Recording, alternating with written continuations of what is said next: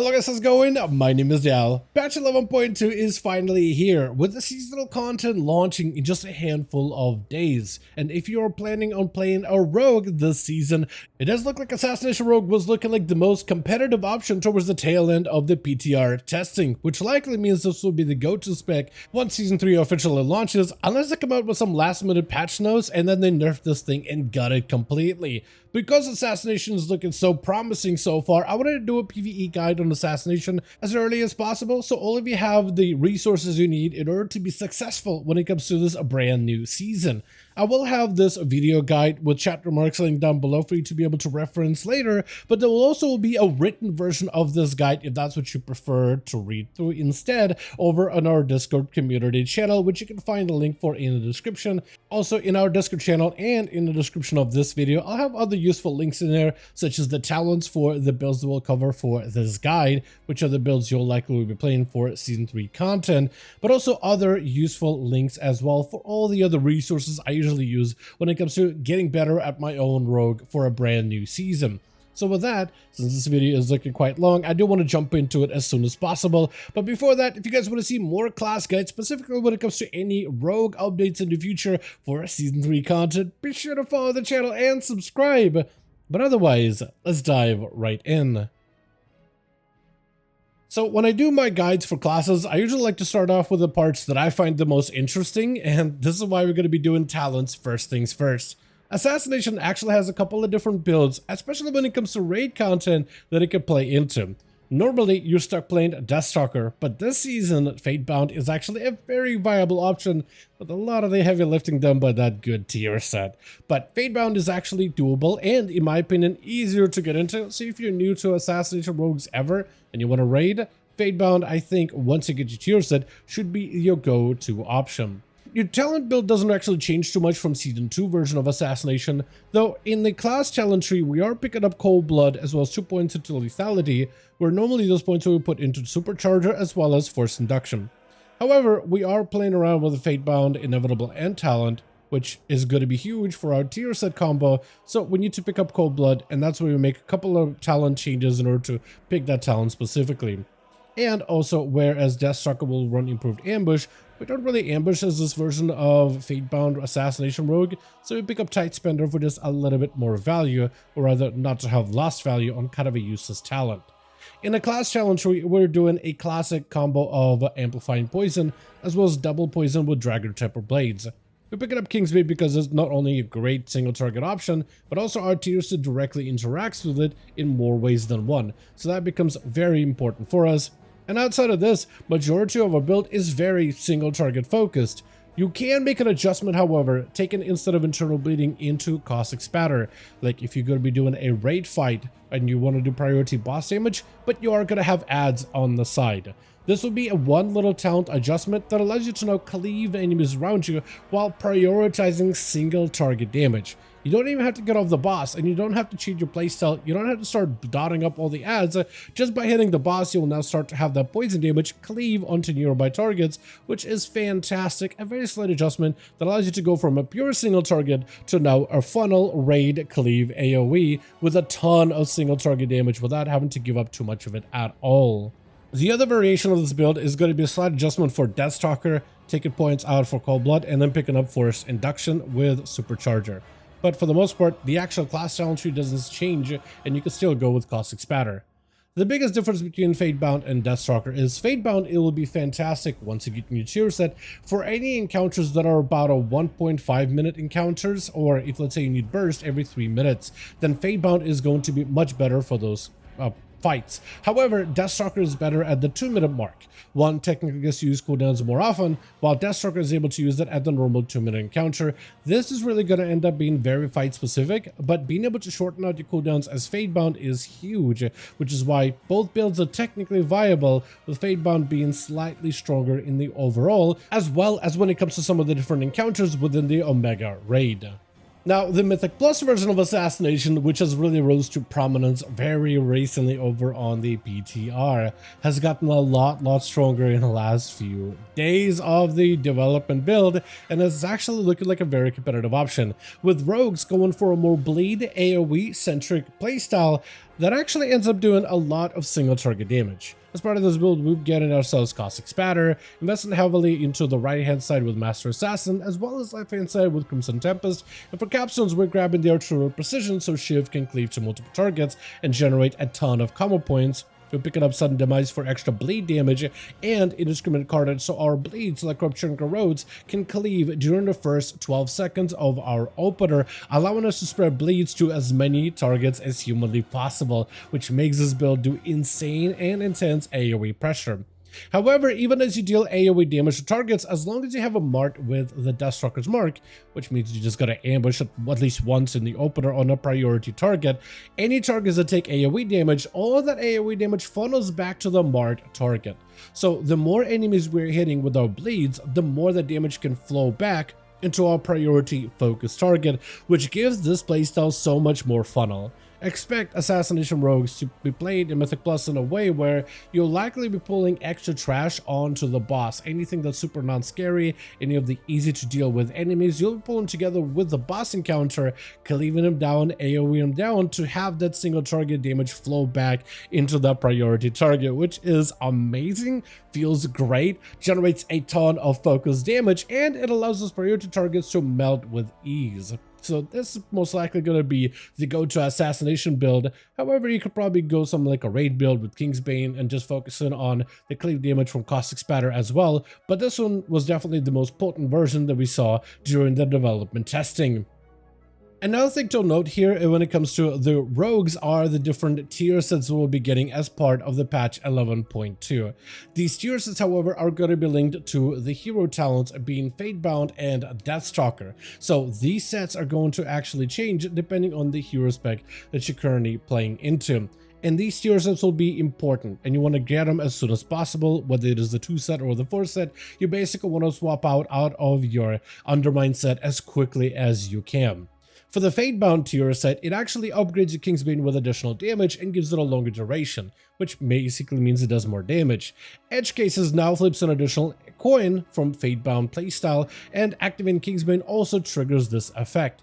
Edge Case being a talent, a passive for Fatebound, where whenever you deathmark, you flip coin, which will land on its edge, counting as both heads and tails. So it means if you have a tails buff already present, it allows you to roll that tails even further. Or if you have a heads buff, it allows you to stack it up even quicker. So now both Deathmark and Kingsbane will flip a coin twice, both landing on its edge, allowing you to harness the RNG of Fatebound. This can then chain into 2 Envenoms that continue to mimic whatever you had of a coin flip last time, so 2 more opportunities for you to get edge yet again, which means that whatever finish you get afterwards will give you a 7 stack of either tails or heads, unlocking the capstone immediately.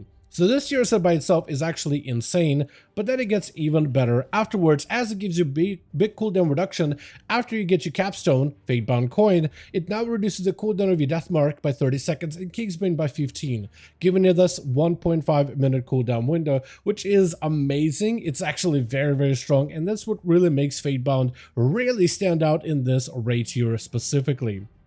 But then on the other side, we also have Deathstalker, which their tier set is actually a lot more passive. Shiv increased the effectiveness of Deathstalker damage effects by 60%, which means this is all of its bonuses from the various different passives to different additional plague damage effects, but also it amplifies the capstone quite a bit, so it makes it actually hit a lot harder. So this event is really gonna shred through your target, which is super, super fun. But the 4 set also causes Shiv to have a longer second duration, which makes the 2 set a little bit better. And now Shiv will consume a stack of Deathstalker's marks, so you can cycle through the Deathstalker's marks into capstones just a little bit quicker. It isn't anything crazy, it doesn't transform your playstyle that much, it just means that your Deathstalker during Shiv windows is going to be even more effective, and the quicker consumption of Deathstalker's mark means you can benefit from the capstone slightly faster, very passive, but can be decent in some situations. Now that we've got the talents out of the way, let's talk about the playstyle and the rotation. The basics of Assassination, at least when it comes to raid content, is to maintain buffs like Slice and Dice, though it's for the most part automatic. As long as you're pressing the finisher of Envenom, which you'll be doing pretty regularly, you're able to refresh Slice and Dice and maintain it with ease. The other thing you want to do as Assassination is to maintain your bleeds at all times. There's a huge portion of your playstyle that either benefits from extra energy recovery from bleeds, such as the talent of Venomous Wounds, or potentially talent like Lethal Dose that actually increases the damage you do to that target for every bleed that you have, or rather every bleed and nature effect that you have on them. So being able to combine and maintain those dots on a target amplifies the rest of your kit, and also deals significant bits of damage. Outside of this, we want to send our cooldowns in most cases together and tie them in some way or another. Things like your Deathmark should be sent on cooldown. Cold Blood should also be sent on cooldown around the same time as Deathmark. Actually, you could set it once with Deathmark, once outside of Deathmark, but essentially keep it on cooldown. Kingsbane is also an interesting one where you want to set it on cooldown, once with Deathmark and once outside of Deathmark. Usually we'll tie Kingsbane and Shiv together. Shivs unlock the damage amp onto the target, so Kingsbane deals more damage. Kingsbane lasts for quite a while, so if you're able to change Shivs inside of that full Kingsbane window, that can amplify its damage all the way through. You also have slight adjustment for Deathstalker as well. When it comes to Phantom Knives, you want to make sure to consume the buff of Clear the Witness, which is something that will be applied periodically. Outside of this, with Deathstalker, the only thing you gotta watch out for is that capstone, which requires you to spend 7 combo points into an Envenom. That is something that's going to be very important because your combo point generation can be a little sporadic. With Mutilate, they can generate a ton of combo points or not a lot, depending if you crit. Phantom Knights can also generate your bunch as well, but it's still worth committing all the way to 7 combo points, even if it becomes a little bit like wasteful on resources. Like if you're sitting at 6 combo points, you just need 1 extra, and the only thing you could do is mutilate a target. It's not ideal, but it's still better for you to spend that mutilate and then go for that big Envenom. In AoE, your playstyle doesn't really change too much. You just add a component of cleaving with Garrotes and Ruptures on as many targets as humanly possible. And outside of this, you'll try to maintain Crimson Tempest against 2+ targets at all times. Not worth spamming the bleed as like a finisher, because it technically does have immediate damage when you use it, but the damage over time in particular is what you're really looking forward to. Outside of this, besides spreading Ruptures and as many targets as possible, you're pretty much following your single target priority. Though instead of mutilating, you'll be Phantom Rising to build combo points, but you still will want to mutilate to make sure that you have that classic spatter on that AoE target. The Assassination Rogue raid build is very straightforward, while the Mythic Plus build has components of AoE, but also components of single target as well. So you basically never stop doing your single target rotation.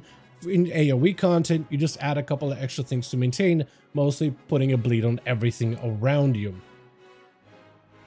Another thing you should learn about rogues is the openers, and openers are quite important because openers essentially allow you to go through the entirety of your burst rotation from the start of an encounter. Openers and executing a solid opener helps you get all your dots up, make sure that you are maximizing the value of all of your debuffs, and allows you to have the most amount of damage at the very start of an encounter, which is something Assassination is huge for.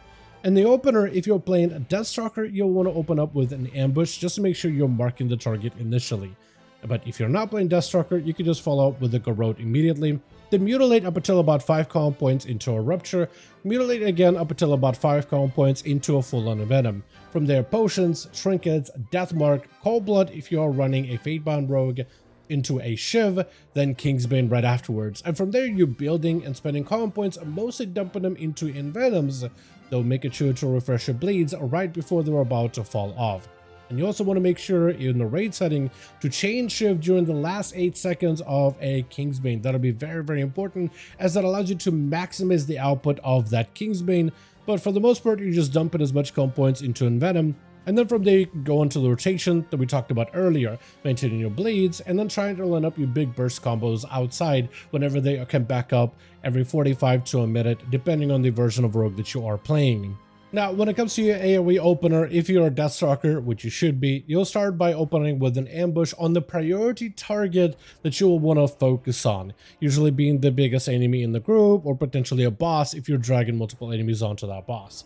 From there, you're basically using a road as your common point builder, trying to spread as many ruptures on as many targets as humanly possible until just about every single enemy is coated. You have about 12 seconds of indiscriminate carnage where you're able to cleave garrotes and ruptures, and right as this effect is about to run out, you'll then follow up with a final Crimson Tempest to bleed everything else around you. Then you'll mutilate the priority target to proc Caustic Spatter on it, and making sure to refresh that Caustic Spatter with mutilates every so often.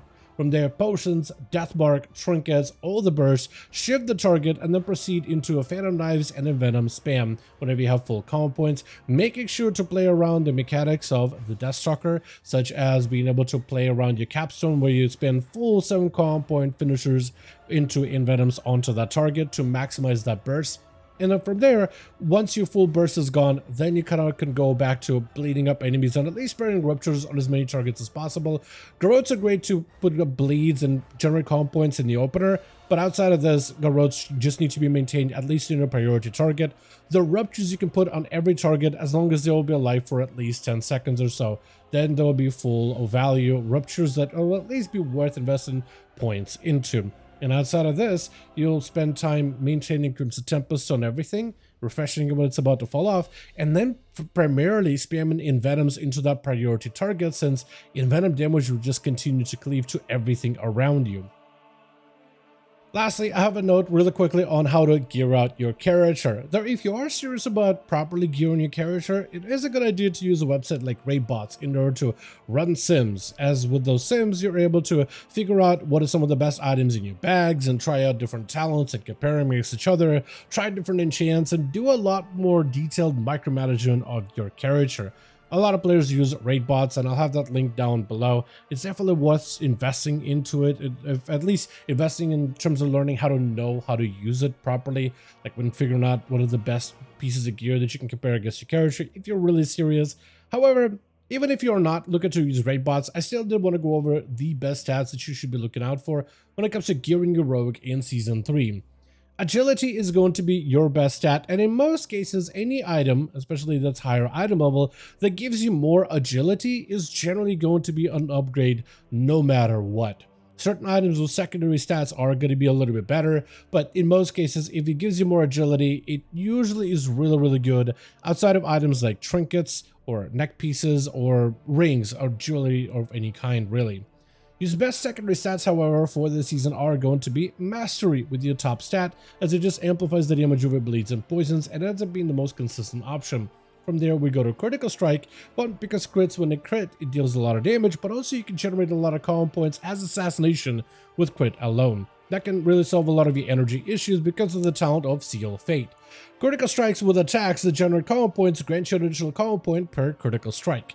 This is very important because abilities like Phantom Knives, for instance, can actually hit multiple targets, and for every target that it crits, that can generate an additional combo point. Even an ability like Mutilate technically strikes with your main hand dagger and your offhand dagger at the same time, and that counts as 2 different hits. So normally if you Mutilate, let's say, doesn't crit, neither dagger hits or crits, then you generate 2 combo points. But if both daggers crit, that can be up to 4 combo points. This is why crit is very good, as it solves our resources issues completely. From there, we go into things like Haste, which isn't amazing, it's okay. I've heard a lot of players ask me before, like, why is Haste not that good? Doesn't it buff your bleed damage and tick rate? It is good, it's fine as a stat, it's just not amazing, not really worth investing into. Plus, we don't really have any issues on energy, which Haste is usually really good for, but because of the talents we have since War Within, and even since Dragonflight, energy is not really an issue for Assassination whatsoever. The final worst stat for you right now would be Versatility, unless you're playing a very specific build for Mythic Plus dungeons. Now, normally raid build will go Mastery, Crit, Haste, Versatility. However, for Mythic Plus, if you're looking for better survivability, you could go Mastery, then Heavy Versatility, then Crit, then Haste. This does mean that you'll have less resource generation, but your defenses are going to be brutally good. You're going to notice that you're a lot more survivable, investing heavily into versatility, and that is something that was actually tested over on the PTR before the realms went live during development testing, and surprisingly it worked out a lot better than anyone expected. You are noticeably a lot tankier while still being able to offer quite a substantial bit of damage, which might make it a better build when it comes to pushing higher end Mythic Plus dungeons. Now, some of the specific items you want to look out for, like trinkets for example, are going to be Araz's Ritual Forge, especially if you're going to be picking up your rogue as a Deathstalker, like for Mythic Plus dungeons. But Fatebound rogues will want to go after Lily of the Eternal Weave, since this trinket can actually synergize with your 1.5 minute burst window. Another good trinket that's a fantastic passive option for the season will be the Astral Antenna,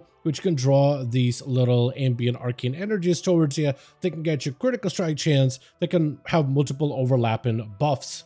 Now, when it comes to crafted gear, the best item you're going to want to get at the start of the season is a dagger, and try to craft it with the highest level possible as early as you can within the season. While crafting a dagger, you also want to empower it with a sigil of the Dark Moon. Specifically, the sigil of Ascension is what you're looking for, which grants you random secondary stats. And since this is a Nerubian embellishment, we'll actually be pairing together with a second crafted item that will have the Writhing Armor banding on it. Normally you can do it as any slot, but a lot of players do recommend picking up a bracer first because that's like one of the most inoffensive items. And if there are other items like, let's say, a good chest piece or a belt or boots that come from a raid, then you kind of want to pick those up specifically. And then bracers usually are not that amazing when it comes to your secondary stats. So crafting a bracer with a Writhing Armor banding helps empower your dagger, which you'll run in your main hand, and then eventually as you offhand, as you pick up an even better dagger from the Omega raid. And outside of that, your enchants are going to be as thus. For weapon, you'll either go with Depths for raiding or Radiance if you're looking to purely focus on Mythic Plus and AoE content. For your cloak, you pick up the Winged Grace. For chest, Crystalline Radiance. Bracer with Avoidance. Legs are going to be empowered with a Stormbound Armor Kit. Boots with Defender's March, and the ring usually with Critical Strike. Then you can go with Haste or Mastery. In most cases, you're going to be armored up with as much Mastery as possible, so you'll be on that diminishing return on the secondary stats. That's why it's recommended to go with Crit, because there's a good chance that you're never going to be completely capped on that Crit as a stat if you're gearing a rogue correctly. Now, when it comes to your consumables, for Flask, we'll go normally with the Alchemical Chaos or Mastery. Either one works out, since all secondary stats are good for Assassination and you get them in huge bulks at a time. That's why Alchemical ends up being actually not that terrible. For your potion, we'll be using the Tempered for burst and the new Invigorating Healing Potion for self-survivability. For weapon buffs, we'll usually run a Whetstone for additional attack power. With the Augment Rune, technically something that you can get right now, but it costs quite a bit of gold, and you lose them every time you die. So, if anything, there is an Infinite Augment Rune this season, which means you'll want to work with the Koreshi faction and get them up and running as soon as possible with a couple of levels until you can unlock the Infinite Augment Rune.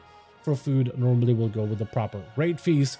And for gems, you'll want to place at least one culminating blasphemite somewhere in your gear, as well as fill the rest of your slots usually with crit and mastery gems. And in most cases, there's two versions. There's a crit heavy one and mastery heavy one, depending if you're going for the ruby or not. But with those, for the most part, just pick whatever stat you're missing in. So like, say you have a lot of gear with mastery, pick up the gems that are a little bit heavier on crit so you don't lose out too much value on your secondary stats. And with that, that's going to be my guide for Assassination Rogues within the patch 11.2 Season 3 content. As always, I want to thank all of you guys so much for watching, and I hope you guys did enjoy this video. If you did enjoy it or found it informative, go ahead and give this video a like. I would very much appreciate it. Also, be sure to join our Discord community in order to get access to the written version of this guide, which I will continue to update regularly with different talent builds if any do arrive, with any new playstyles or any talent alterations, or if somebody figures out some secret tech to make Assassination super broke for the season. That will definitely appear in our written guide as soon as it's made available. Also, let me know all your thoughts in the comments down below, and as always, I'll see all of you guys in the next one.